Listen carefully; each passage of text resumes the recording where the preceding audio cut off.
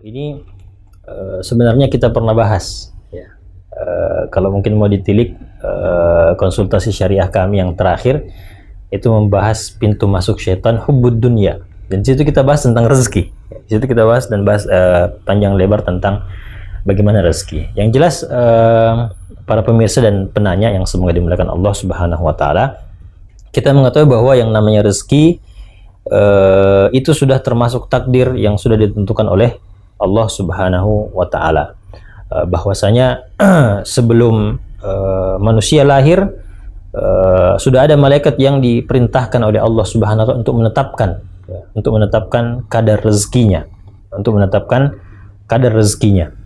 yang dia akan terima dan dia akan ambil sampai dia mati ketika dia hidup di dunia. Begitu juga Rasulullah SAW mengabarkan bahwasanya seorang manusia tidak akan mati sampai dia mendapatkan semua rezeki yang ditetapkan untuknya. Ya, inna nafsa lan tamuta hatta tastawfiya rizqaha. Ya, tidak akan mati seorang jiwa, seorang manusia itu sampai dia melengkapi, menerima semua rezekinya. Ya. Walaupun rezekinya itu terlambat, ya, bisa saja terlambat, bisa saja terlambat. Jadi intinya yang ingin kita katakan di sini bahwasanya ketika seorang masih hidup berarti masih ada rezekinya. Ya. Ketika orang masih hidup berarti masih ada rezekinya. Jadi kalau kita berpikir tidak ada yang berezekiku ini, kalau tidak ada rezeki berarti harusnya kita sudah mati. Tapi kalau kita masih hidup berarti masih ada. Ya. Nah, maka kata Rasulullah SAW, ya, jadi seseorang itu tidak akan mati sampai dia memenuhi semua rezekinya, ya, maka jangan sampai ya terlambatnya rezeki itu mendorong kita untuk melakukan atau untuk bermaksiat kepada Allah Subhanahu wa taala. Kata Rasulullah, fa'ajmilu fit talab. Ya, fa'ajmilu fit talab. Ya, perbaiki cara kita mengambil rezekinya, perbaiki cara kita mencari rezeki itu. Ya, karena mau atau tidak, rezeki itu tetap akan datang karena dia sudah ditetapkan oleh Allah Subhanahu wa taala, tinggal kita cara jemputnya bagaimana. Nah, kemudian perlu kita tawakal, ya, Pak saudara penanya dan para pemirsa yang semoga dirahmati Allah semua. Jangan lupa aspek tawakal ini. Ya. Rasulullah SAW mengatakan, "Lau annakum tatawakkaluna 'ala Allahi haqqa tawakkulih la razaqakum kama yarzuqut tayr taghdu khimasan wa taruhu bitana." Kata Rasulullah SAW, seandainya kalian itu bertawakal kepada Allah Subhanahu wa taala dengan sebenar-benarnya tawakal, maka Allah akan merezekikan kepada kalian sebagaimana Allah memberikan rezeki kepada burung. Pagi-pagi dia keluar dalam perut kosong, sore-sore dia sudah pulang dalam perut kenyang. Ya. Yang kita inginkan di sini adalah bagaimana dia tawakal, ya, bersandar diri dan percaya bahwa rezeki itu ada, tinggal dia kemudian tawakalnya diikuti dengan akhdzus sabab, ikhtiar. Ya. Sebagaimana burung itu keluar dari sarangnya, bukan tinggal di sarangnya, tapi keluar. Akhirnya dia dapatkan rezeki. Sebagaimana Maryam alaihissalam, ya, ketika beliau